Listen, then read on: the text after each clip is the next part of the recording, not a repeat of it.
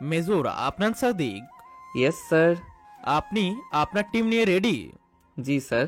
শেষবারের মতো আপনার টিমকে আজ কিছু বলার থাকলে বলতে পারেন। তারপর মোটিভেট করার সময় নাও থাকতে পারে। মাত্র 1.5 মাস সময় পাবো সর্বোচ্চ। জানি স্যার। এখনো টিমের কাছে যেতে পারেন। Of course sir. আফনান তার সিনিয়রকে কুন্নিশ করে পিছুপা হয়ে তার ক্যাম্প থেকে বেরিয়ে গেল। কিছুটা দূরে তার টিমের সবাই আর্মি অফিসাররা সারিবদ্ধভাবে দাঁড়িয়ে আছে।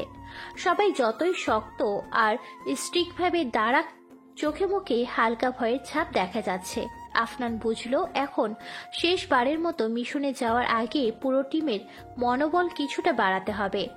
আপনারা সবাই প্রস্তুত? Yes sir. আমি জানি আপনারা হয়তো কিছুটা ভয় আছেন। প্রথমে পুলিশরাও এতে ইনভলভ ছিল, তবে তারা সফল হয়নি। আজ অবধি প্রায় 3টা আর্মি টিম এই মিশনে আগেও গিয়েছে, তবে দুর্ভাগ্যবশত তারাও ফিরে আসতে পারেনি। আপনারা ভয় পাবেন না, আমি কথা দিচ্ছি আমার পুরো টিমের একজন অফিসারের গায়েও আমি একটা গুলি লাগতে দিব না। বর্ডার পার হয়ে আসা এই অপরাধীদের আমরা নিশ্চয়ই নিজেদের আয়ত্তে আনব। আমাদের প্রথম অভিযান হবে প্রায় 1 থেকে 1.5 মাস পর। আমরা সফল হলে প্রায় 6 মাস পর আরেকটা মিশনে যেতে হবে অন্য জায়গায়। দুটো স্থানেরই হেড একজন। এই মিশনটা সফল হলে তাকে আমরা অবশ্যই খুঁজে বের করতে পারবো আর শাস্তি দিব, সে যেই হোক। সবাই একসাথে বলে উঠল, জি স্যার। মনে রাখবেন আমরা কারা? দেশের গর্বিত সৈনিক।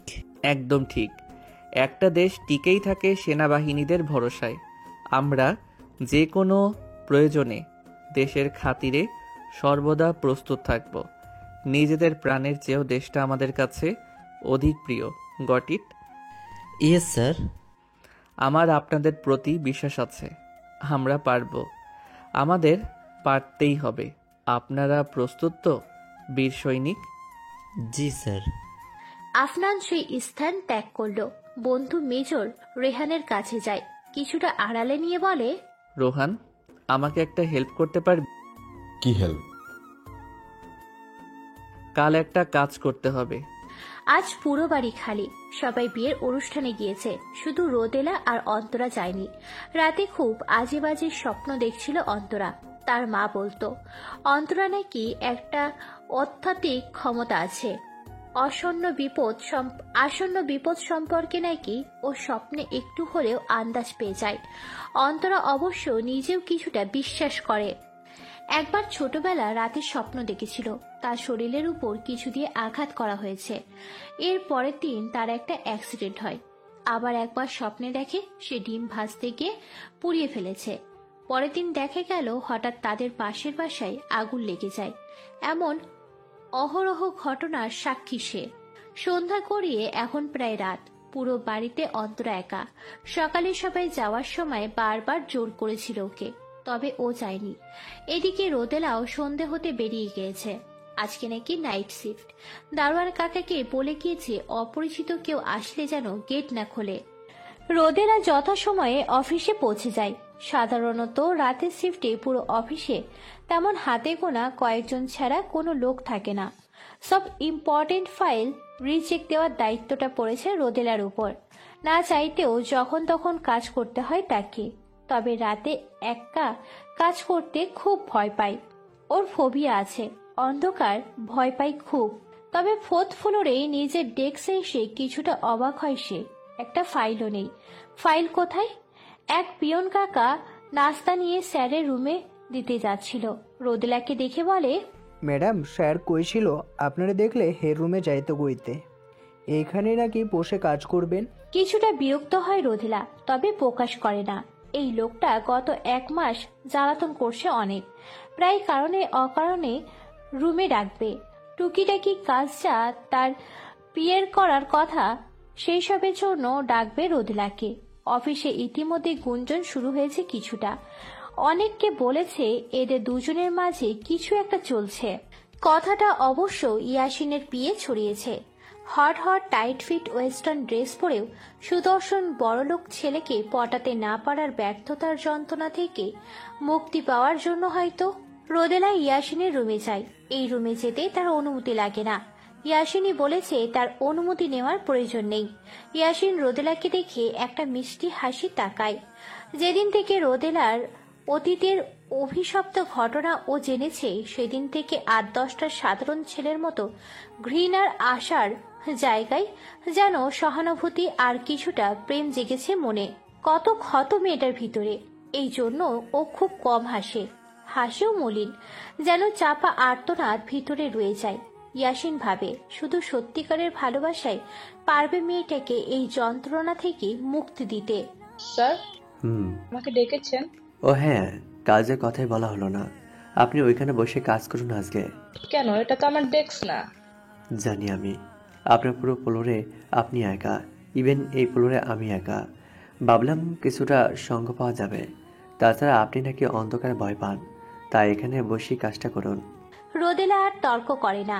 এই 1 মাসে সে বুঝে গিয়েছে খামোখা তর্ক করে লাভ হয় না এর সাথে।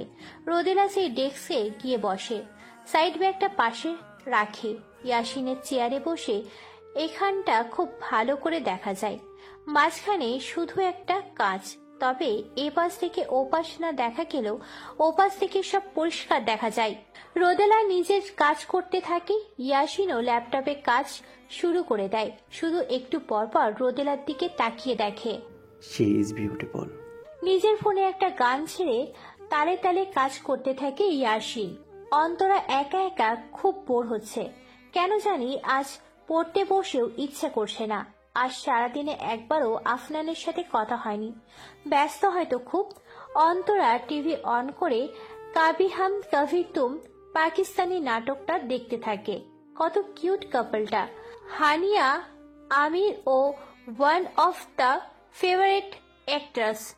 হঠাৎ মনে হলো দরজায় কিছুর আওয়াজ। প্রথমে মনের ভুল ভেবে ফিরে তাকায় না, তবে একটু পর আবার একটা আওয়াজ আসে। অন্তরা পিছনে শান্তভাবে তাকিয়ে এক ঝটকায় লাফিয়ে উঠে যায়। কে আপনারা? বাসায় ঢুকলেন কিভাবে? 3-4 জন ছেলে মুখোশ পরে দাঁড়িয়ে আছে। দেখে মোটেও সুবিধার মনে হচ্ছে না। অন্তরা ভয় পেয়েও সেটা প্রকাশ না করে চিল্লিয়ে বলে ওঠে, বললাম না কারা আপনারা? অনুমতি ছাড়া কারোর বাড়িতে ঢোকাটা ক্রাইম। অন্তরার কথা তোয়াক্কা না করে একজন খুব দ্রুত অন্তরার কাছে এসে পড়ে। একটা হাত ধরে খুব জোরে টানতে থাকে। অন্তরা বারবার ছাড়ানোর চেষ্টা করে, তবে পুরুষ মানুষের গায়ের জোরের সাথে সে ব্যর্থ। সে অজ্ঞাত ব্যক্তি রাগান্বিত হয়ে, চল নাটক কম করে পা চালা, রেদওয়ান স্যার তোরে নিতে কইছে। রেদওয়ান? কে রেদওয়ান? আমি কাউকে চিনি না, যাব না আমি, প্লিজ ছাড়েন। অন্তরাকে খুব জোর করতে থাকে লোকটা, তবে সে কিছুতেই যাবে না। এক পর্যায়ে রাগের বশে লোকটা অন্তরাকে একটা থাপ্পড় মেরে বসে। ছিটকে গিয়ে নিচে পড়ে সোফায় একটা বাড়ি খায় মেয়েটা। ডান চোখের ভ্রু কেটে রক্ত বের হতে থাকে। মাথা নিচু করে আল্লাহকে স্মরণ করতে থাকে। এমন সময় বিদ্যুৎ চলে যায়, পুরো বাড়ি অন্ধকার। হঠাৎ কিছু ভাঙার আওয়াজ আসে, আর একসাথে কয়েকজনের আর্তনাদ। অন্তরা ভয়ে উপরে তাকায় না। ওরা সবাই কাউকে বারবার অনুরোধ করছে ছেড়ে দিতে। স্যার প্লিজ ছেড়ে দিন, আর কোনোদিন এমন করব না, আমাদের রেদওয়ান পাঠিয়েছে। জানোয়ারের বাচ্চা, তোদের সাহস কি করে হয় আমার বউয়ের গায়ে হাত দেওয়ার? এই মেজর আফনানের স্ত্রীর হাত ধরছিস তুই? তোর এই হাত আমি শরীর থেকে আলাদা করে ফেলবো। Just wait and see. Afnan একটু থামলো, কাউকে কল করে বলল, বাসায় এসে এক্ষুনি সব কটাকে ধরে নিয়ে যা, হাত কেটে দিবি একদম। সবাই ভয়ে বারবার মাপ চাইছে, তবে আফনান তোয়াক্কা না করে অন্তরার কাছে আসে। মেয়েটা এখনো মাথা নিচু করে সজোরে কেঁদে যাচ্ছে। ভয় নেই, আমি আছি না। আমি থাকতে কিচ্ছু হবে না তোমার। তাকাও এদিকে। অন্তরা কাপা কাপা চোখে উপরে তাকায়। আফনান সত্যি এসেছে ও? অন্তরা ওকে খুব শক্ত করে জড়িয়ে ধরে। আফনান ওকে কিছুটা শান্ত করে কোলে তুলে নেয়। এদিকে আফনানের লোকেরাও বাড়ি এসে পড়েছে। রেদওয়ানের দলের লোকেদের টেনে হিঁচড়ে নিয়ে যাচ্ছে। আফনান অন্তরাকে নিয়ে সিঁড়ি বেয়ে রুমে চলে যায়। বিছানায় শুয়ে পাশে হেলান দেয়। অন্তরা কাপা কাপা কণ্ঠে প্রশ্ন করে, আপনি চলে যাবেন? আফনান কোনো উত্তর দেয় না। অন্তরাকে শুয়ে উঠে যেতে নিলে অন্তরা ওকে জড়িয়ে ধরে, কাঁদতে কাঁদতে বলে, না, যাবেন না আপনি। আগে ছাড়ো তুমি। না, ছাড়বো না। আমি জানি ছাড়লেই চলে যাবেন। আজকে একটা রাত আমার সাথে থাকা চায় না? অন্তরা প্লিজ, বাচ্চামো করো না। বিপদ এসেছিল, তাই আমিও এসেছিলাম তোমায় প্রোটেক্ট করতে। এখন বিপদ আর আসবে না। আমি এরপর থেকে সুরক্ষা আরও বাড়িয়ে দিব। এখন যেতে দাও প্লিজ। না, দিব না। বারবার বাচ্চামো করায় শেষে বিরক্ত হয়ে আফনান একটা ধমক দিয়ে বসে। সাথে সাথে অন্তরা ওকে ছেড়ে দিয়ে একদম চুপ হয়ে বসে।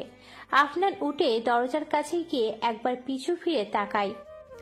আর 1.5 মাস ওয়েট করো। মিশনটা কমপ্লিট হলে লম্বা একটা ছুটি পাবো আমি। পুরোটা সময় তোমাকে দিব। অন্তরা চুপ করে বসে থাকে। আফনানের কি হলো কে জানে, যেতে নিয়ে আবার অন্তরার কাছে ফিরে এসে দুহাত দিয়ে মুখটা ওর দিকে ঘোরায়। ঠিক 2 ভুরুর মাঝ থেকে এক আঙ্গুল উপরে কপালে একটা ভালোবাসার পরশ এঁকে দেয়। সাথে সাথে দ্রুতই স্থান ত্যাগ করে। অন্তরা শুধু এক দৃষ্টিতে ওর যাওয়ার দিকে তাকিয়ে থাকে। অন্তরার ঘুমটা আজ ফজরেরও আগে ভেঙে গিয়েছে। কেন জানি এখন আর বাড়িতে একা থাকতে ভয় করছে না। মনে হয় আফনান সবসময় ওর আশেপাশে আছে। আচ্ছা, কাল যদি ও ঠিক টাইমে না আসতো তাহলে কি হতো ভাবতেই শরীরে কাঁটা দিয়ে ওঠে। আফনান সবসময় ওর প্রয়োজনে হাজির হয়। এর আগে একবার কলেজ থেকে একটা ট্রিপে গিয়েছিল। জঙ্গলে হারিয়ে গিয়েছিল অন্তরা। পাশেই ছিল সেনা ক্যাম্প। কোনো এক কাজে আফনান সেখান দিয়ে যাচ্ছিল। কলেজ ড্রেস পরা এক পিচ্চিকে দেখে বলে, এই মেয়ে এখানে কি করছো? প্রথমে কিছুটা ভয় পেয়ে যায় অন্তরা, পরে শরীরে সেনাদের ওই ব্যাচ দেখে কিছুটা আশ্বস্ত হয়। কি হলো বলো? এটা তো ডেঞ্জারাস এরিয়া, বাহিরে কারো প্রবেশ নিষেধ। না মানে, আমি পথ হারিয়ে ফেলেছি। কিভাবে ফেরত যাব বুঝতে পারছি না। বলেই অন্তরা কান্না করে দেয়। প্রায় সন্ধ্যাও হয়ে এসেছিল। অনেকটা ভয় পেয়েছে বেচারি। আর এই লোক ভালো নাকি খারাপ তাও সে জানে না। আচ্ছা চলো, আমি তোমাকে দিয়ে আসি। আপনি আবার আমার রক্ত খাবেন না তো? কি? না মানে, খারাপ ভাববেন না। কোরিয়ান থ্রিলার মুভিতে দেখতাম সিরিয়াল কিলাররা দেখতে খুব হ্যান্ডসাম হয়, পরে এমন জঙ্গলে কাউকে পেলে নিয়ে মেরে খেয়েও ফেলে। আফরান ভ্যাবাচ্যাকা খেয়ে যায়। সুন্দর দেখে সুনাম করলো নাকি বদনাম ঠিক আন্দাজ করতে পারছে না। তবে সে অন্তরাকে ঠিকই তাদের পিকনিক স্পটে পৌঁছে দেয়। ঘরে বসে এইসব পুরনো কথা ভাবছিল অন্তরা।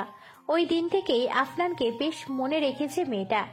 ঘরের ড্রেসিং টেবিলটার সামনে গিয়ে বসে। একটু সাজতে ইচ্ছে করছে একা একা।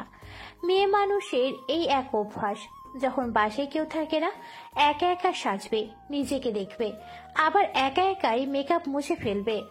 অন্তরা সাজতে গিয়ে কিছু একটা পাচ্ছিল না। খুঁজতে খুঁজতে একটা ড্রয়ার টান দেয়। একটা লাল ডায়েরি, উপরে বড় বড় অক্ষরে আফনানের নাম লেখা। বেশ পুরনো, কয়েক বছর আগের হবে। কিউরিসিটির বসে সে ডায়েরিটা খুলে বসে। এক এক পেজ উল্টে পড়তে থাকে। আফনান কলেজ থেকে এই ডায়েরিটা লিখত, তবে মাস অব্দি লিখে আর কেন জানি লেখেনি। কোথাও ভালো স্মৃতি, কোথাও খারাপ, এইসব কিছু। তবে একটা তারিখ দেখে ওর চোখ আটকে যায়।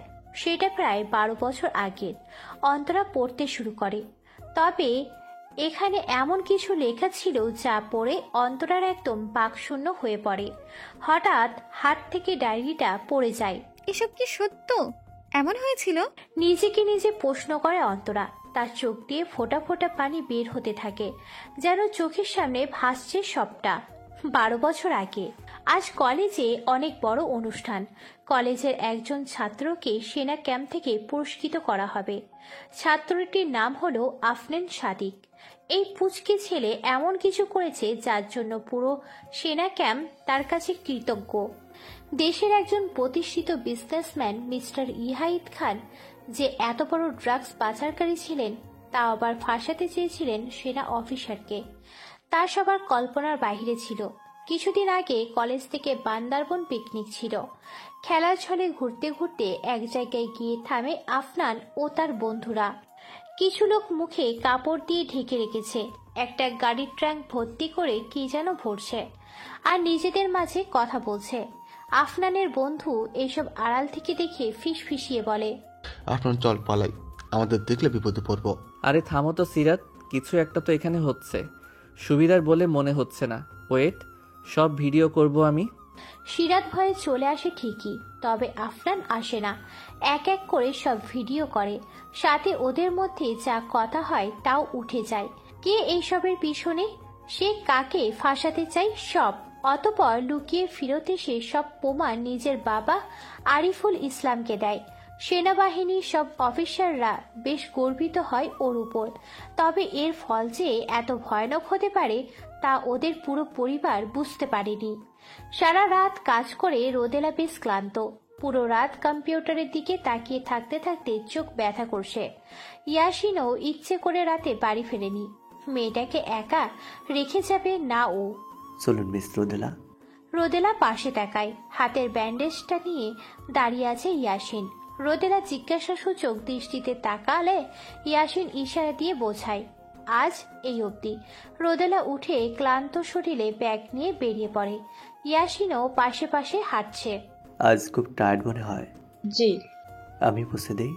নো থ্যাঙ্কস, আমি যেতে পারবো। ইয়াসিন আর কথা বাড়ায় না, লিফটে উঠে পড়ে দুজন। রোদেলা চুপ করে নিচে তাকিয়ে আছে। মেয়েটার এত লজ্জা পায় কেন, যেন তাকালে কিছু হয়ে যাবে। ইয়াসিন হাসে, বাকিদের সরাতে পারছে না আর এ একবার তাকায়ও না, হয়তো পুরনো ট্রমার জন্য। নিচে এসে ইয়াসিন তাড়াতাড়ি রোদেলার আগে গাড়ি থেকে বের হয়। দৌড়ে গিয়ে বিল্ডিং এর পাশের দোকান থেকে দুটো এনার্জি ড্রিঙ্কস নিয়ে আসে। নিন। কি এটা? এনার্জি ড্রিঙ্ক, ভালো লাগবে। No thanks. আপনি কি এই ওয়ার্ড ছাড়া আর ইংরেজি পারেন না? নিতে বলছি, নিন তো। রোদেলা বারবার মানা করার সত্ত্বেও নিতে বাধ্য হয়। তবে এই সময়ে এটার খুব দরকার ছিল আসলেই। রোদেলা ঠোঁট ছুঁয়ে ক্যানটা একটু একটু করে চুমুক দেয়। গ্যারেজে নিজের গাড়িতে গিয়ে বসে। ইয়াসিন অপেক্ষা করছে কখন রোদেলা গাড়ি থেকে নামবে। সে আগেই টায়ার পাংচার করে রেখেছে। কোথায় যেন শুনেছিল everything is fair and love and war. যদি সে নিজেও এটা মানে না, তবুও একটু আকাম তো করাই যায়। রোদেলা গাড়ি থেকে নেমে যায়। ইয়াসিন হেসে বলে, এখন এই সময় গাড়িও পাবে না, যাই একটু হিরো সেজে আসি। তবে ওর পুরো প্ল্যানে জল ঢেলে দিয়ে গাড়ির পিছনে গিয়ে দুটো টায়ার আর হাবিজাবি যন্ত্রপাতি নিয়ে আসে রোদেলা। কোমরে ওড়না বেঁধে একটা টায়ার পাল্টিয়ে সব ঠিক করে ফেলে। ইয়াসিন দূর থেকে দাঁড়িয়ে এসব দেখে বলে, দুর্বল, কভারটা আমারই খারাপ। বলে গিয়েছিলাম মেয়েটা সবকিছুতে ব্যাকআপ রাখে। মন মারা হয়ে ইয়াসিনও নিজের গাড়িতে গিয়ে বসলো। এদিকে গায়ে কাঁথা টেনে গভীর ঘুমে মগ্ন রোদেলা। সারা রাত জেগে থেকে বাসায় এসে দুটো ব্রেড জ্যাম লাগিয়ে খেয়ে নেয় রোদেলা। অন্তরা জুস আর কিছু সালাদও রেডি করে রেখেছিল। তাড়াতাড়ি খেয়ে রুমে এসে শুয়ে পড়ে। সাথে সাথে তলিয়ে যায় গভীর ঘুমের দুনিয়ায়। অন্তরা নিজেও হালকা পাতলা ব্রেকফাস্ট করে নেয়। নিজের রুমে যাওয়ার সময় কি মনে করে যেন রোদেলার রুমে যায়। মেয়েটা ঘুমাচ্ছে। ঘুমন্ত অবস্থায় ঠিক ছোট্ট বাচ্চাদের মতো লাগছে। এই মেয়ের বয়স 30+। অসম্ভব মনে হচ্ছে অন্তরার কাছে। আচ্ছা, ওই মানুষগুলোর কি একটুও মায়া হয়নি মেয়েটার প্রতি? তখন তো সে আরো ছোট ছিল। অন্তরা রুম থেকে বেরিয়ে নিজের রুমে গেল। বারান্দায় বসে ধোয়া ওঠা এক কাপ দুধ চা খেতে খেতে সেই ভয়াবহ রাতের কথা ভাবতে লাগলো। বিকেল থেকে রোদেলাকে পাওয়া যাচ্ছে না। আরিফুল নিজের সেনা ক্যাম্পে ব্যাক করেছে। রোদেলাকে কিভাবে কি করে খুঁজে বের করবে বুঝতে পারছে না আফনানের মা। চিন্তা করো না মা, আমি ঠিকই রোদাপুকে খুঁজে নিয়ে আসবো। আফনানের কথা শুনে আরো জোরে কেঁদে ওঠে তার মা। খুব আদরের মেয়ে তার। দুপুরের দিকে বলল কোন বান্ধবীর বাসায় নাকি যাবে। ওই যে ফোন সুইচ অফ হলো, আর কোনো খোঁজ নেই মেয়ের। আফনান কি করবে বুঝতে পারছে না। এদিক ওদিক সব বন্ধুদের ফোন করে খোঁজ নিতে বলেছে।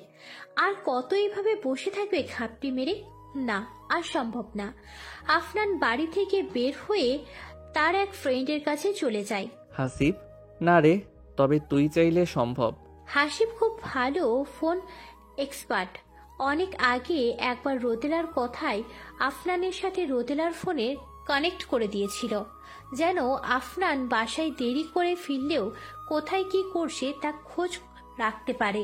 সেই ওয়েতে হাসিব আফনানকে রোদেলার বর্তমান অবস্থান সম্পর্কে কিছু তথ্য দিল। আফনান আর দেরি না করে দৌড়ে সেখানে পৌঁছে যায়। ঠিকানা ওদের কলেজের ঠিক পিছনে, বাগানের খুব নীরব জায়গা। তবে পৌঁছে যা দেখে আফনানের শ্বাস বন্ধ হওয়ার উপক্রম। রোদ আপি। কাপা কাপা গলায় বলে ওঠে আফনান। রেদওয়ান আর ওর সাঙ্গুপাঙ্গুরা আফনানদের দেখে হেসে ওঠে। আফনানের কারণে তার বাবা আজ জেলে। প্রতিশোধ নিতে এতদিন যাবৎ মিথ্যে প্রেমের অভিনয় করেছে রোদেলার সাথে, তাই তো এক ডাকেই এমন আসতে রাজি হয়েছে। বেচারা নিজের ইজ্জত তো হারালো, খামোখা নিজের হিরোগিরি দেখানো ভাইকেও মাইর খেতে দেখবে। আফরান রোদেলার দিকে তাকিয়ে চোখ বন্ধ করে ফেলল। এর চাইতে নিজের মৃত্যু যন্ত্রণা ওর কাছে ঢের আরামের হতো।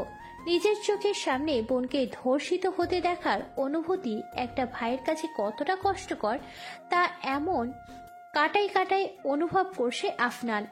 তবে নিজের দিন দুনিয়ার জ্ঞান ফিরে পাবার আগেই হঠাৎ মাথায় প্রচন্ড ব্যথা অনুভব করলো আফনান। রেদওয়ানের কথায় ওর দলের লোকেরা খুব মারছে আফনানকে, তবে ওসব আঘাত যেন একটুটুকু লাগছে না আফনানের গায়ে। সে শুধু আধমরা হয়ে পড়ে থাকা নিজের বোনের দিকে তাকিয়ে আছে। নিজেদের কাজ শেষ করে রেদওয়ানরা চলে যায়। আফনান অনেক কষ্টে রোদেলার কাছে আসে। পাশে পড়ে থাকা ওড়নাটা দিয়ে শরীরটা পেঁচিয়ে দেয়। হাতের উপর মাথাটা রেখে ধীরে ধীরে ডাকতে থাকে। রোদ আপু, তাকা আমার দিকে। এই যে তোর ভাই এসেছে, সব ঠিক হয়ে যাবে বোন আমার। ওদের সবাইকে আমি শাস্তি দিব, তুই দেখিস, কিচ্ছু হবে না তোর। আর কিছু বলতে পারে না আফনান, কেঁদে ওঠে হো হো করে।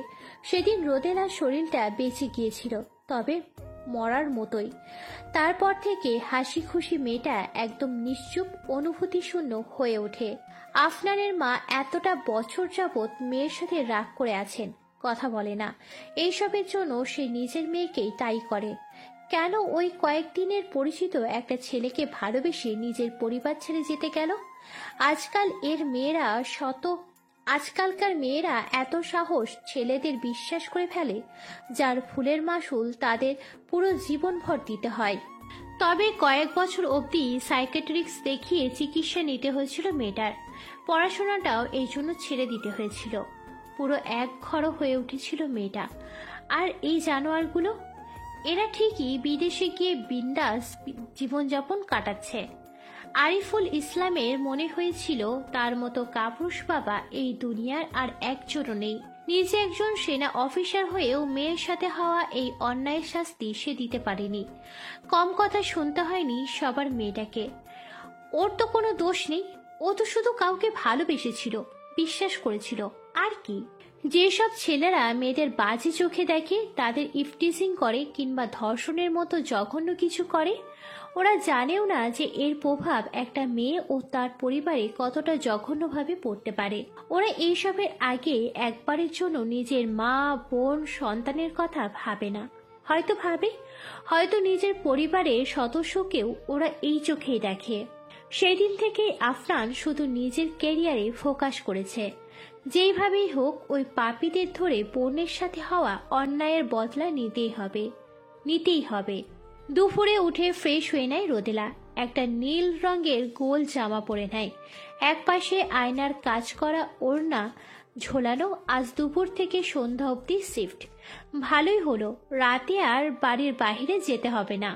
এদিকে ইয়াসিন অধীর আগ্রহে অপেক্ষা করছে কখন রোদেলা অফিসে আসবে। কিছুক্ষণ পর রোদেলা আসলো। ইয়াসিন ওর শিফট চেঞ্জ করে গত রাতে যেখানে বসে কাজ করছিল সেখানেই পার্মানেন্ট করে দিয়েছে। এখন শুধু অপেক্ষার পালা। ইচ্ছে করে এই ডেস্কের কম্পিউটার নষ্ট করে রেখেছে ইয়াসিন কাচের এপাশ থেকে সবই দেখতে পাচ্ছে। ইয়েস, এই তো রোদেলা বসেছে।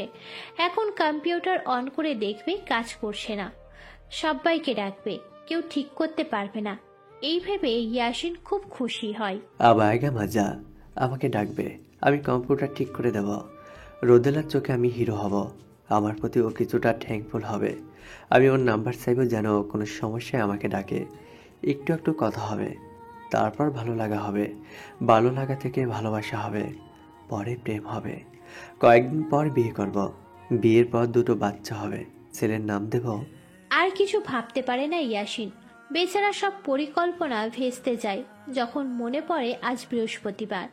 আজ রোদেলার ইউনিটের কারো তো কম্পিউটারের কোনো কাজই নেই, শুধু হাতে করে কয়েকটা ডকুমেন্ট বুঝিয়ে জমা দিয়েলেই শেষ। খুব হতাশ হয় ইয়াসিন। এমন সময় তার পিএ এসে ইয়াসিনকে চিন্তিত দেখে প্রশ্ন করে, এনি প্রবলেম স্যার? কি আর বলবো বলো, বাচ্চার নামটাও আর রাখতে পারলাম না। মানে আপনি তো আনম্যারিড। তুমি বুঝবে না। আচ্ছা একটা কাজ করো, কি? মিস রোদেলাকে গিয়ে বলো আমি ডাকছি। কথাটা শুনে পিয়ের মনটা খারাপ হয়ে যায়। ইদানিং অফিসে খুব কথা হচ্ছে নতুন সিও কারণে অকারণে রোদেলাকে নিজের রুমে ডাকে।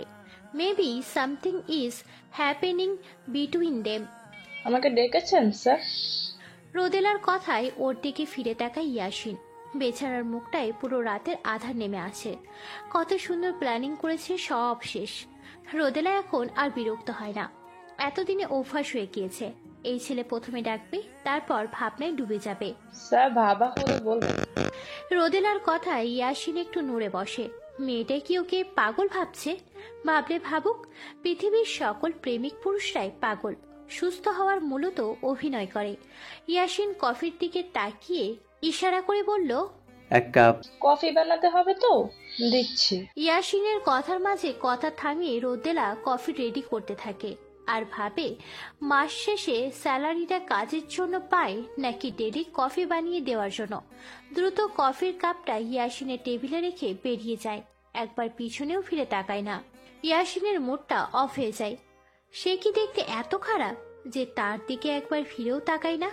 পকেট থেকে ফোনটা বের করে সেলফি তুলে কয়েকটা বারবার স্ক্রল করে দেখতে থাকে। না, ছেলেটা তো দেখতে খারাপ না। কফির কাপে এক চুমুক দিয়ে সেও অফিসের কাজে লেগে যায়। দুপুরে খাবার শেষে অন্তরা বাগানের একটা গাছের নিচে বসে। বৃষ্টির মাস চলছে বিধায় আকাশে সূর্যের দেখা মেলে না দুপুরেও। অন্তরা এক কাপ গরম গরম দুধ চা বানিয়ে এনেছে। চায়ের কাপে একটু চুমুক দিচ্ছে আর ফেসবুক থেকে নীল ডাকঘর গল্পটা পড়ছে। শেষ পর্বটা পড়ে মনটা খারাপ হয়ে গেল। আসলে সময় থাকতে ভালোবাসার কথা বলে দিতে হয়, নয়তো নিয়তি মানুষকে কখন কোথায় নিয়ে যায় ওই খোদা ছাড়া কেউ জানে না। আফনানের কথা খুব মনে পড়ছে। নামাজে দাঁড়ালেই ওর জন্য চিন্তা আরো বেশি হয়। আফনানের কথা ভাবতে ভাবতেই ফোনে তার কল। অন্তরা ওর নাম্বারটা দেখে খুব খুশি হয়। রিসিভ করে কানের ওপাশে নিয়ে বলে, আসসালামু আলাইকুম জামাই। ওয়ালাইকুম আসসালাম বউ। তারপর কি করছো? আপনার কথাই ভাবছিলাম। আপনার তো আর আমার কথা ভাবার সময় নেই, ব্যস্ত মানুষ। আফনান হেসে ইয়েস। কতদিন পর এই হাসিটা শুনছে অন্তরা। ছেলেটাকে জ্বলন্ত আগুনে পুড়িয়ে মারবে একদিন। কিছুক্ষণ কথা হলো দুজনের মধ্যে, তবে আফনানের কাছে কথা বলারও তেমন সময় নেই। একটা কাজ করো তো। কি কাজ? ফোনটা রেখে আমাদের রুমে গিয়ে আলমারিটা খুলবে। নিচের যে ড্রয়ারটা আছে ছোট, সেটা খুলে দেখো। কি আছে? গেলেই বুঝতে পারবে। আফনান কল কেটে দেয়। অন্তরা একা দাঁড়িয়ে রুমে চলে যায়। কথা মতো ড্রয়ার খুলতেই দেখে একটা বড় বক্স। বক্সটা নিয়ে অধীর আগ্রহে খাটে গিয়ে বসে অন্তরা। খুলে দেখে ভিতরে প্রায় 16 রকমের চুড়ি। অন্তরা খুব খুশি হয়। মানুষটা এইসব সারপ্রাইজ দেওয়ার সময় পায়। তবে একটা জিনিস সে বোঝে না, আফনান বুঝলো কি করে তার চুড়ি পছন্দ। তবে বাসকে চুড়ির সাথে একটা সুন্দর গোলাপও ছিল, যদিও ফুলটা অনেকটা শুকিয়ে গেছে। অন্তরা খুব যত্নে সেটাকে নিয়ে তার পড়ার টেবিলের একপাশে সাজিয়ে রাখে। এই ফুলটা দেখলে মনে হবে আফনান তার সাথে আছে। থ্যাঙ্কস দোস্ত, সেদিন রাতে ম্যানেজ করে নিলি। আফনানের কথায় ওর বন্ধু হেসে বলে, তুই তো আমার ফ্রেন্ড, এতটুকু করতেই পারি। আর তোর কষ্ট তো আমি বুঝি। আফনান ভুরু কুঁচকে জিজ্ঞাসা করে, মানে? থাক, এখন আর সাধু সাজতে হবে না, ছেলেদের এমন কষ্ট হয়। কি বলতে চাইছিস? মেয়েদের মতো ঢং না করে বলতো। ছি ছি ছি, ভবিষ্যতে তুই এখনো ছেলেদেরও মেয়ে হিসেবে দেখছিস? সাবধানে, আর্মি ক্যাম্পে এসব এলাও না। আফনান বিরক্ত হয়ে নিজের রাইফেলে ঠিক করতে লাগলো আর বলে উঠল, তুই জীবনে শুধরাবি না? কি করে ভালো হবে বলতো? আমার কি তোর মতো বউ আছে? বয়স হয়ে যাচ্ছে, ঠিকঠিকই ছুটিও পাচ্ছি না, আর মাও বেশি গরজ দিচ্ছে না বিয়ের। আমার কি বাসর টাসর করতে মন চায় না? আহারে ভাই আমার, দাঁড়া, এবার মিশনটা ঠিকঠাকভাবে শেষ করি, তোর জন্য বউ খুঁজে বের করব। আচ্ছা, আমরা বেঁচে ফিরবো তো? আফনান এই কথার কোনো উত্তর দিতে পারল না, তবুও মনটা শক্ত করে বলে, কেন পারবো না? পারতেই হবে। আমার বউয়ের সাথে বাসর করার জন্য হোক আর তোর বিয়ে করার জন্য হোক, পারতে তো হবেই। দুজনে এই কথায় হেসে ওঠে। ট্রেনিংয়ে যাবে এখন সবাই। সব রেডি করতে করতে আফনানকে উদ্দেশ্য করে তার বন্ধু রোহান বলে, তোর কথা শুনে মনে হলো এখন বিয়ে না করে ভালোই করেছে। মানে সামনে খাবার আছে, অথচ খেতে পারছি না। স্বাধীন দেশ, মুক্তিযোদ্ধারা ঢুকতে পারছে না। আহ, কি কষ্ট। থাম ভাই, আর কাটা ঘাতে নুনের ছিটা দিস না। এইভাবে না বল, ওই মামা না প্লিজ। দুজনে আবার হেসে উঠল। বাসায় এখন সবাই ফিরতে এসেছে। বিয়ের অনুষ্ঠান শেষ যে। অন্তরার মনটা এখন খুব ভালো। বাড়িতে মানুষজন থাকলে বাড়িটাকে বাড়ি বাড়ি মনে হয়, নয়তো ঘুমন্ত কোনো নরক মনে হয়। অন্তরা কাজ করছে আর একা একা গান গাইছে, আর আফনানের দেয়া ফুলের কথাটা ভাবছে। আহা টমাটার বারে মাঝে তার, উফ টমাটার বারে মাঝে তার। অন্তরা রান্নাঘরে দাঁড়িয়ে দাঁড়িয়ে আলু সিদ্ধ করছিল। আফনানের মায়ের আলুর চপ খেতে ইচ্ছে করেছে, তাই বউকে বলল একটু বানিয়ে দিতে। অন্তরাও তাই করছে। তবে এমন সময় চারু সেখানে আসে।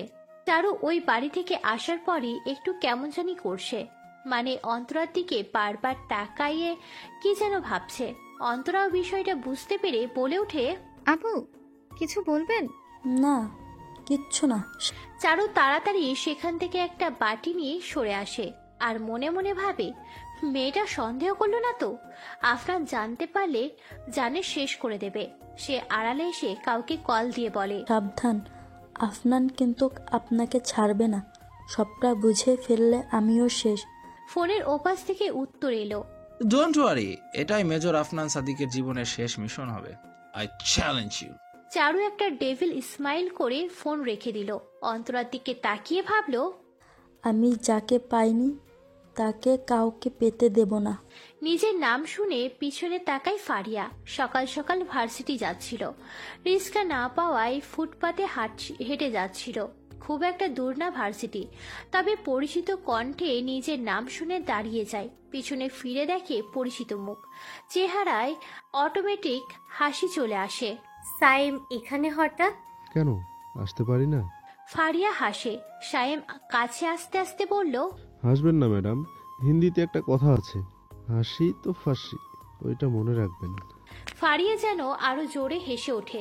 সায়েম ওর এক হাত নিয়ে নিজের হাতের মাঝে শক্ত করে ধরে। চলো পাশের রেস্টুরেন্টে যাওয়া যাক। ফারিয়া বাধা দেয় না। এতদিনে ওদের মাঝে সম্পর্কের জটলাটা অনেক দূর গড়িয়ে গেছে।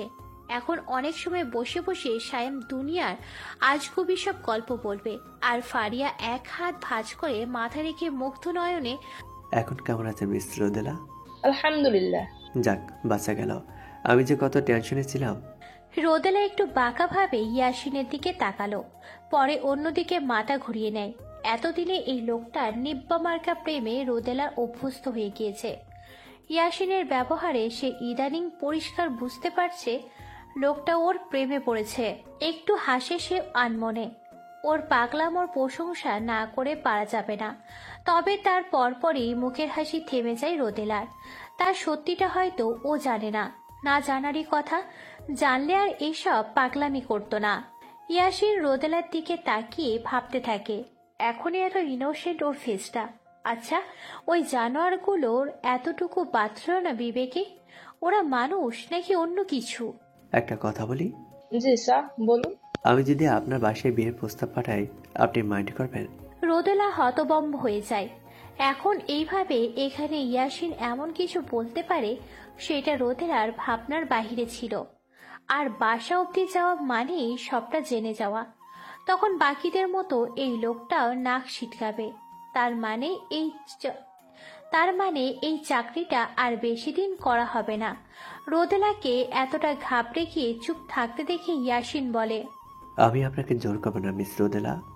আপনি কাকে জীবনে জড়াবেন সেটা আপনার একান্ত ব্যক্তিগত ব্যাপার। তবে একটা কথা কি জানেন? রোদেলা রোদেলা জিজ্ঞাসা করার ভঙ্গিতে তাকায়। ইয়াসিন বলে ওঠে, আমি আপনার সব সত্যি মেনে নিয়ে আপনার সাথে সারাটা জীবন থাকতে রাজি। হয়তো এটাই ভালোবাসা। এমন সময় লিফটের দরজাও খুলে যায়। রোদেলা 1 মিনিট না দাঁড়িয়ে জলদি সেখান থেকে বেরিয়ে যায়। ইয়াসিন শুধু এক দৃষ্টিতে ওর যাওয়ার পথে তাকিয়ে থাকে। আমিও দেখি কতদিন এই প্রেমিক পুরুষের প্রেমে না পড়ে তুমি থাকো মেয়ে। আপনার টিমের সবাই রেডি তো major Afnan? Yes major Rohan, আমরা ফ্রন্ট সাইড দিয়ে যাচ্ছি, আপনারা ব্যাক সাইড দিয়ে এগোতে থাকুন। দুটো টিম দুদিকে ভাগ হয়ে যায়। চট্টগ্রামের পাহাড়ি এলাকায় এক পরিত্যক্ত স্থানে ঘাটা বেঁধেছে রেদওয়ান ও তার দলের সবাই। এই পুরো এলাকাটা ওদের কবজায়। অস্ত্রসহ ছেলেপিলেও কম নেই রেদওয়ানের। এতদিন যত টিম এসেছে ফেরত গিয়েছে তাদের লাশ।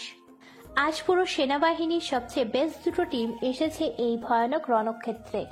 লড়াই এখন শুধু প্রফেশন না, পার্সোনালও হয়ে উঠেছে। বোনের সাথে হওয়া অন্যায়, স্ত্রীকে ক্ষতি করতে চাওয়া কিংবা দেশের সাথে বিশ্বাসঘাতকতা, সবকিছুই করেছে রেদওয়ান। আফনান নিজেকে সাহস যোগায়। Come on Afnan, you can do it. সবকিছু প্ল্যান মোতাবিক চলতে থাকে। দুটি টিমের মাঝে ওয়াকি টকি দিয়ে তথ্য আদান প্রদান হচ্ছে। দুই বন্ধুই লিড দিচ্ছে টিম দুটো। আমার সাহসী সেনারা কেউ পিছে ফিরবেন না, হয় জিতবো না হয় মরবো। হার নিয়ে ফেরত গিয়ে দেশকে বিপদের মুখে আমরা ফেলবো না, সবাই বুঝতে পেরেছেন? Yes sir. আফনান ওর টিম নিয়ে সামনে এগোতে থাকে। মেন দুটো টিমকে আবার ছোট ছোট 4টা করে ভাগ করা হয়েছে। আফরান নিজে সবচেয়ে রিস্কে আছে, যেই টিমের তার মাঝে আছে। আগে থেকেই পরিকল্পনা করা আছে। দুজন সেনা সদস্য ইচ্ছে করে দুটো ভুল নিশানায় অন্য পাশ থেকে গুলি করে। স্বাভাবিক তখন রেদওয়ানের দলের লোকেরা ওই দিকেই টার্গেট করে সামনে আসবে। এই সুযোগে ছোট ছোট 3টে টিম সামনে এগিয়ে যাবে। দুটো টিম ফিল্ডে থাকে, লড়াই করবে। একটি টিম সোজা সামনে থাকা পুরনো বাড়িটাতেও ঢুকে যাবে। পিছন থেকে মেজর রেহানের একটি টিম ওদের সাথে ভিতরে যাবে। দুটো টিম পিছনে শত্রুদের সাথে লড়াই করবে। আর শেষ টিমটা সবার সেফটির জন্য সব তথ্য মেন কোম্পানি অফিসারদের কাছে পাঠাবে। একটি টিম সোজা সামনে থাকা পুরনো বাড়িটাতেও ঢুকে যাবে। পিছন থেকে মেজর রেহানের একটা টিম ওদের সাথে ভিতরে যাবে। দুটো টিম পিছনের শত্রুর সাথে লড়বে। আর শেষ টিমটা সবার সেফটির জন্য সব তথ্য মেন ক্যাম্পে অফিসারদের কাছে পাঠাবে। অবস্থা খারাপ দেখে সেনাদের সেফটির জন্য ফেরত আসতেও বলা হয়েছে। বাকিটা দেখা যাবে। প্ল্যান মোতাবিক সবকিছু চলছিল। বাড়িটার ভিতরেও আফনান আর তার টিম নিয়ে পৌঁছে যায়। তবে রেহানের আসতে কিছুটা দেরি হয়েছিল। তবে এইটুকু দেরি পুরো ফলাফলটা পাল্টে দিতে পারে। তাই আফনান সোজা দোতলায় চলে যায় আর ওর টিমটা পাহারায় রাখে, যেন ওদের দলের লোক আর ভিতরে না আসতে পারে। দোতলায় রেদওয়ান আছে। ওকে জিবি করতে পারলেই সবকিছু থেমে যাবে। তবে দোতলায় এসে রেদওয়ানকে একা দেখে আফনান বেশ অবাক হয়। Welcome Major Afnan Sadiq, I okay? ব্যাপারটা কি বলতো? নিচে তোর দলের লোকদের অভাব নেই, আর এখানে তুই একা কেন? এই তো এক্ষুনি বুঝতে পারবি। আফনান আর এক পা এগোনোর আগে কেউ একজন সজোরে পিছন হতে তার মাথায় আঘাত করে। তার টিম থাকতে এই দলের কেউ তো ভিতরে আসার কথা না। তবে কি আফনানের নিজের দলের কেউ বিশ্বাসঘাতকতা করলো? নিচে লুটিয়ে পড়তে পড়তে আফনান ঝাপসা চোখে যাকে দেখতে পেল তাকে দেখে বলে উঠল, রোহান তুই? রেহান বিকৃত একটা হাসি দিয়ে বলল, everything is fair in love and war দোস্ত, ডোন্ট মাইন্ড। এই দেশে শুধুমাত্র একজন হিরোই প্রয়োজন। তুই থাকতে সেটা আমি হতে পারতাম না, তাই আলবিদা। তোমার টাকা তুমি সময় মতো পেয়ে যাবে। Thanks major Rohan. রেদওয়ানের কথা শুনে মেজর রেহান হাসলো আর বলে উঠল, নতুন ফোর্স আসার আগে আপনি পালান। রেদওয়ান আর 1 মিনিট দাঁড়ালো না। তার দলের সবার মৃতলাশ পড়ে আছে। সে দ্রুত পাশের জঙ্গল বরাবর হাঁটতে থাকলো। তবে হঠাৎই একটা গুলির আওয়াজে তার যাত্রা থামিয়ে দিল। পিছন হতে কেউ গুলি করেছে। বুক বেয়ে রক্ত বেরোচ্ছে। পিছিতে তাকাতে দেখতে পেল আফনান দাঁড়িয়ে। রেহানও কিছু বলছে না। রেদওয়ান চিল্লিয়ে বলে, ইউ ব্লাডি বিচ! আর কথা শেষ করতে পারে না রেদওয়ান। আফনান তার রাইফেল দিয়ে আর একটা গুলি করতেই রেদওয়ান মাটিতে লুটিয়ে পড়ে আর আফনান বলে ওঠে, let's the main game began. দেশের সব নিউজ চ্যানেলে আজ একটা নিউজ চলছে। আফনানের পুরো পরিবার অধীর আগ্রহে টিভির সামনে বসে আছে। 2 দিন পার হয়ে গিয়েছে আফনানদের মিশনের। দেশের সর্বোচ্চ সম্মান দেওয়া হবে মেজর আফনান সাদ্দিককে। তার পুরোই লাইভ হচ্ছে। এত বড় একজন ক্রিমিনালকে কিভাবে সে শেষ করে দিল তা বেশ অবাকের বিষয়। এখন সে পুরো দেশের হিরো। একটু পর আফনান মঞ্চে উপস্থিত হয়। প্রথমে তাকে স্পিচ দিতে হবে। স্টেজে উঠে সে ডেস্কের কাছে যায়, মাইকটা নিজের দিকে ঘুরিয়ে স্পিচ দিতে থাকে। আসসালামু আলাইকুম। এখানে আমার অনেক সিনিয়র সহ আমার টিমের অনেক মেম্বাররাও উপস্থিত আছেন। সবাইকে অনেক ধন্যবাদ আমাকে এই সম্মানের যোগ্য মনে করার জন্য। তবে এর ক্রেডিট আমার একার না, আমার সহকারী মেজর রোহান আর আমার পুরো টিম যদি সততা আর সাহসের সাথে না লড়তো তবে এই মিশনটা সফল করা আমার পক্ষে সম্ভব হতো না।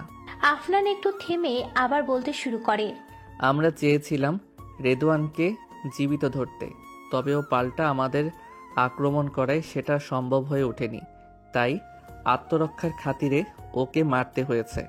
তবে আমাদের প্রত্যেকের উচিত নিজের দেশের স্বার্থে নিজেকে বিলিয়ে দেয়া, দেশ রক্ষায় কাজ করা। আবারও সবাইকে ধন্যবাদ আমার সাথে থাকার জন্য।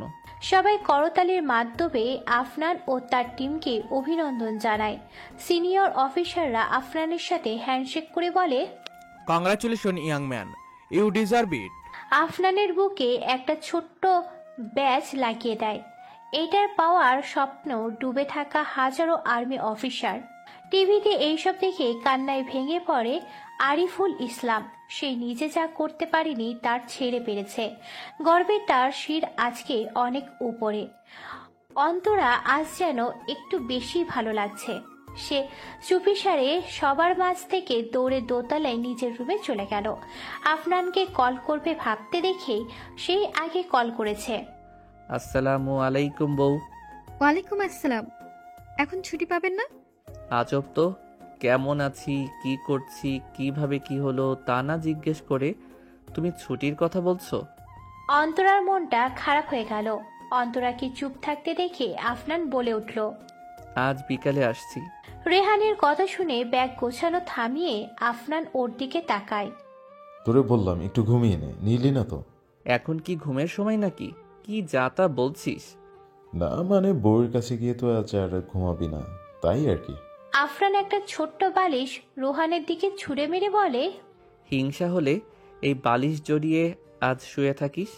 মজা নিস না তো, পারলে একটা বউ খুঁজে দিস। আফরান হেসে বলে। আচ্ছা। রোহানও নিজের ব্যাগ গোছাতে থাকে। পুরো 1 সপ্তাহে ছুটি পেয়েছে ওরা। 1 সপ্তাহ ছুটি মানে আর্মিদের কাছে 1 বছরের ছুটির সমান, যেখানে ঈদের সময়ও মাত্র 3 থেকে 4 দিন ছুটি থাকে। আফনান ব্যাগ গোছাতে গোছাতে ভাবতে লাগলো, রোহান হেল্প না করলে প্রতিশোধটা আর নেওয়া হতো না। এসব কিছু ওদের প্ল্যানের অংশ ছিল, যেন নিজের আত্মরক্ষার উদাহরণ দেখিয়ে নিজের সবচেয়ে বড় শত্রুকে নিজের হাতে শাস্তি দিতে পারে আফনান। তাই রেদওয়ানকে এটা বিশ্বাস করানো হয় রোহান তার দলে। তবে সে হয়তো ভুলে গিয়েছিল সবাই তার মতো দেশদ্রোহী রাজাকার না, কেউ কেউ দেশপ্রেমীও হয়। মা? আফনানের মা রান্নাঘরে অনেক কিছু রান্না করছিলেন। আজকে তার ছেলে তাদের মুখ উজ্জ্বল করে বাড়ি ফিরছে। হয়তো টাকা পয়সা পাহাড় অনেকেই বানিয়ে ফেলে, তবে এইভাবে সবের আইডল হতে কয়জন পারে? এমন সময় রোদেলার মুখে মা ডাক শুনে তার মা একদম থমকে যায়। আজ কত বছর পর এই ডাকটা সে শুনছে। উপরে উপরে যতই রাগে থাকুক, ভিতরে তো সে একজন মা। মা তো মাই হয়। সে রোদেলার দিকে তাকালো। রোদেলা আরো কাছে এসে বলল, মা একটু কথা বলি তোমার সাথে। আফনানের মা চুপ করে রইলেন। রোদেলা আবার বলে উঠল, মা আমি বিয়ে করতে চাই। কি? একটা চিৎকার দিয়ে ওঠে রোদেলার মা। তার মেয়ে কি পাগল হয়েছে? হঠাৎ এসব কি বলছে? এর আগে তারা নিজেরাও রোদেলাকে বিয়ে দিতে চেয়েছিল। ভেবেছিল নতুন সংসার হলেও হয়তো পুরনো ব্যথা ভুলে যাবে, তবে ও আর কাউকে বিশ্বাস করতে পারেনি। আজ হঠাৎ এইসব। জি মা। যা বলছো ভেবে বলছো তো? হ্যাঁ মা, আর যে আমাকে বিয়ে করতে চায় সে হয়তো সবটা জেনেই এসেছে। রোদেলার মা কিছুটা ওর দিকে ফিরে প্রশ্ন করলো, তুই কি ওই ছেলেকে ভালোবাসিস? রোদেলা চুপ করে থাকে। সে নিজেও এর উত্তরটা ঠিক জানে না, তবে এটা ঠিক যে ইয়াসিনের বাচ্চামো ওর নজর এড়ায় না। কিছুটা দুর্বল হয়ে সে নিজেও হয়েছে। মেয়েকে চুপ করে থাকতে দেখে রোদেলার মা যা বোঝার বুঝে যায়। তা ছেলেটাকে? আমাদের অফিসের সিও, বয়সে আমার থেকে ছোট। তা এত ভালো মেয়ে থাকতে তোমাকে কেন? মানে বুঝতেই তো পারছো কি বলছি। জানি না। আচ্ছা, এক কাজ করো, ওই ছেলেকে কাল আসতে বলো। যা কথা হবে আফনানের সামনেই হবে। পাকনামি করে নিজে কিছু করতে যেও না। আগেরবার কি হয়েছে ভুলে নিশ্চয়ই যাওনি। রোদেলা আর কিছু না বলে মাথা নেড়ে চলে আসে। এবার বিশ্বাস ভাঙলে আর তা আগের মতো ফিরে আনা যায় না। এই জন্যই হয়তো মানুষ বিশ্বাসকে আয়নার সাথে তুলনা করে। রোদেলা যদি নিজের কিছু করার হতো সে তো তার মাকে বলতো না। তবে একটা জিনিস দেখে ভালো লাগছে, আজ এত বছর পর মা অন্তত কথা তো বলেছে। বিকালবেলা আজ অন্তরা খুব সুন্দর করে সেজেছে। পছন্দের কালো শাড়িটা পরেছে, মুখে হালকা মেকআপ করতে নিয়েও করেনি। দিয়া এসে ঠিকই সেসব নিয়ে মজা করবে। নিজেও রান্নার কাজে শাশুড়িকে একটু হেল্প করলো। এমন সময় গাড়ির হর্নের আওয়াজ আসে। এক্সকিউজ মি বিউটিফুল লেডি, কাজ শেষ হলে আমাকে একটু সময় দেওয়া যাবে? বারান্দার ফুল গাছগুলোতে পানি দিচ্ছিল অন্তরা। আফনানের কথা শুনতে পেয়ে সে পিছনে তাকায় না। আফনান বুঝে নেয় অভিমান জমেছে। সবই বুঝলাম, তাই বলে বৃষ্টির সিজনে রাতের বেলা ফুলের টবে পানি কে দেয়? অন্তরা এবারও কোনো জবাব দিল না। তার ভীষণ রাগ উঠেছে এই লোকটার উপর। বিকালে আসার পর থেকে সবার সাথে কথা বলেছে, দেখা করেছে, গিফট দিয়েছে, অথচ বইয়ের খোঁজ নেওয়ার তার সময় নেই। একবারের জন্য রুমে আসেনি, সবার সামনেও তেমন পাত্তা দেয়নি। বড় অফিসার হয়েছে দেখে কি দুনিয়া সব উল্টে ফেলেছে? অন্তরাকে দেখাটা তার কাছে কি খুব তুচ্ছ বিষয়? রেগে যেতে আর কথাই বলবে না এই লোকটার সাথে। হঠাৎ পিছন থেকে কেউ কোমর জড়িয়ে ধরায় অনেকটা কেঁপে উঠল অন্তরা। নড়াচড়া বন্ধ করে একদমই স্থির হয়ে গিয়েছে। শ্বাসও প্রায় আটকে যাওয়ার মতো অবস্থা। বুঝলো আফনানের কাজ এটা। কাপা কাপা গলায় শুধু বলল, হাতটা সরান। কেন? বউ তো আমারই। আফনান এক হাত দিয়ে অন্তরার কাঁধ থেকে চুলগুলো সরিয়ে দিয়ে একপাশে নিজের মুখটা রাখলো।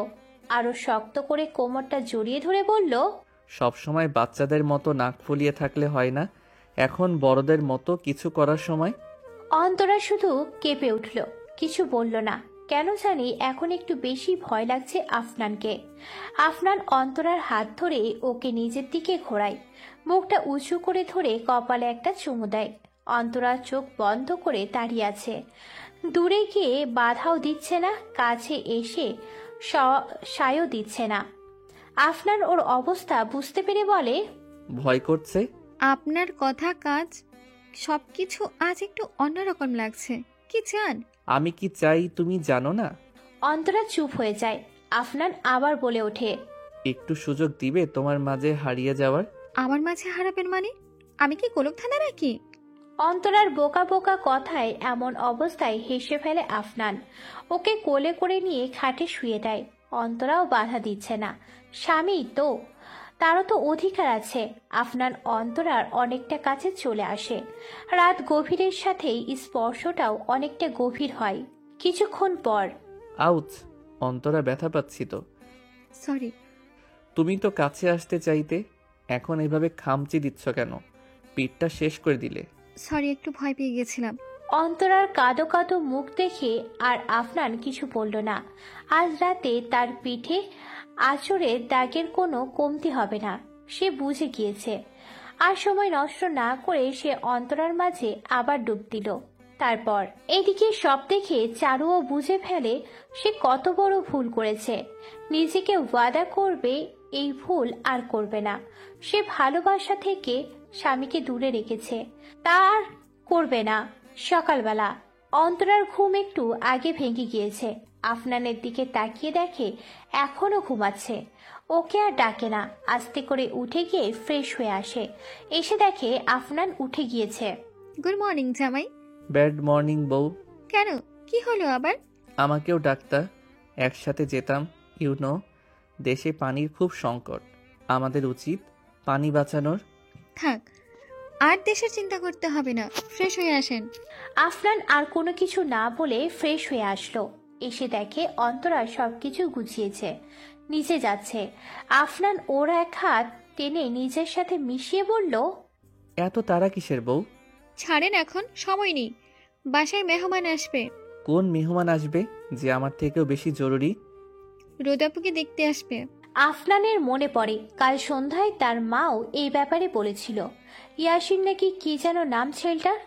আফনান অন্তরার কপালে ঠোঁট ছুঁয়ে ওকে ছেড়ে দিল। আফনানদের বাড়ির ডাইনিং রুমের সবাই গোল হয়ে বসে আছে। একপাশে অপরাধীর ন্যায় মুখ করে দাঁড়িয়ে আছে রোদেলা। ইয়াসিন তার বাবাকে নিয়ে এসেছে, সেও মাথা নিচু করে বসে আছে। নীরবতা ভেঙে আরিফুল বলে উঠল, তা সব জানো তো তুমি? জি আঙ্কেল। আবেগের বশে সিদ্ধান্ত নিও না বাবা, সমাজের মানুষের কথা শুনতে হবে খুব। তখন আমার মেয়েকে ছেড়ে দেবে না তো? রোদেলার বুকটা ধক করে কেঁপে উঠল। আসলেই তো, পরে আবার ছেড়ে দেবে না তো? ইয়াসিন রোদেলার দিকে একবার তাকিয়ে আরিফুল ইসলামের দিকে তাকায় আর উত্তর দেয়, যদি মাঝপথে হাতটা সারারি হতো তাহলে হাতটা ধরতে চাইবো কেন? I will treat her like my queen. Afnan এবার আর চুপ করে থাকে না, সেও বলে ওঠে, আমার একটাই বোন, খুব আদরের ছিল, অনেক কষ্ট সহ্য করছে গত 12 বছর, আর সহ্য করার ক্ষমতা নেই ওর মাঝে। ওকে কষ্ট দিও না প্লিজ। দেব না, কথা দিলাম। আরো কিছুক্ষণ কথা হলো সবার মাঝে। ইয়াসিনের প্রতিটা কথার উত্তর সবার খুব পছন্দ হলো। শেষে 1 সপ্তাহ পর বিয়ে ঠিক হলো। আল্লাহর রহমতে বিয়েটাও ঠিকঠাক ভাবে হয়। 3 বছর পর। এই এই আফরা, দাঁড়াও মা, আর এক লোকমা দিব, তাহলেই শেষ। আফরা 2 বছরের ছোট মেয়ে, অথচ এত দুষ্টুমিতে ভরা। অন্তরা সারাদিন মেয়ের পিছে দৌড়াতে দৌড়াতেই হাঁপিয়ে উঠেছে। আফনান ছুটিতে এসেছে কিছুদিন হলো, নিচে বসে চা পান করছিল। এমন সময় আফরা দৌড়ে এসে বাবার কাছে লুকায়। আফনান কোলে নিয়ে মেয়েকে আদর করতে করতে বলে, কি হয়েছে আম্মু? মা জোর করছে? থাক, বাবার কাছে থাকো, আম্মু জোর করবে না। অন্তরা আফনানের উপর রাগ হয়ে রান্নাঘরে চলে যায়। লাই দিয়ে দিয়ে মেয়েকে মাথায় উঠিয়ে রাখবে। এমন সময় সায়েম এসে বলল, ভাবি। আর কিছু না বলে কান্না করে দিল। অন্তরা ভ্যাবাচাকা খেয়ে বলে, কি বাচ্চার মতো কাঁদছো কেন? চাকরি তো পেয়েই গিয়েছি, একটু ফারিয়াকে রাজি করান। সবাই বিয়ে করে সেটেল হয়ে গিয়েছে, খালি আমি দেবদাসের মতো ঘুরছি। ধুর। আচ্ছা, চাচিকে বলে দেখবো। সায়েম আর কিছু বলে না। ওই ফারিয়া মেয়েটা এত জেদি, এতবার বলেছে পড়াশোনা শেষ করে বিয়ে করবে, মানে সেটাই করবে। শুধু সত্যি সত্যি ভালোবেসেছিল বলে, নয়তো এতদিন অন্য কাপাল হলে ঠিকই ব্রেকআপ হয়ে যেত। অন্তরা রুমে বসে কাপড় গোছাচ্ছে। আফরা বিছানার একপাশে গুটিসুটি হয়ে ঘুমাচ্ছে। অন্তরা কাপড় গুছিয়ে ড্রয়ারে রেখে আসতেই আফনান এসে ওকে জড়িয়ে ধরে বলে, এই পাগল আপনি। আফনান কিছু না বলে ওকে শক্ত করে জড়িয়ে ধরে আর বলতে থাকে, শুনলাম কাল নাকি রোদাপু আসবে। হ্যাঁ, এখন থেকে আগামী কয়েক মাস এখানেই থাকবে। ডেলিভারির ডেট তো দিলই। দেখা করে যেতে পারলাম না। অন্তরার মনটা খারাপ হয়ে যায়। আজ বিকালে চলে যাবে আফনান, তবে এখন এসবের অভ্যাস হয়ে গিয়েছে। বউ, একটা কথা বলি। বলো। ভালোবাসি। অন্তরা হেসে দেয়। বিয়ে 3 বছর পরেও বদলাই নাই। অন্তরাও ওর গালে একটা চুমু দিয়ে বলে, আমিও আপনাকে অনেক অনেক ভালোবাসি আমার বাবুর আব্বু। ছোট্ট মেয়ে আফরাও ঘুমের মাঝে একটু কেঁপে ওঠে, যেন সেও বলছে,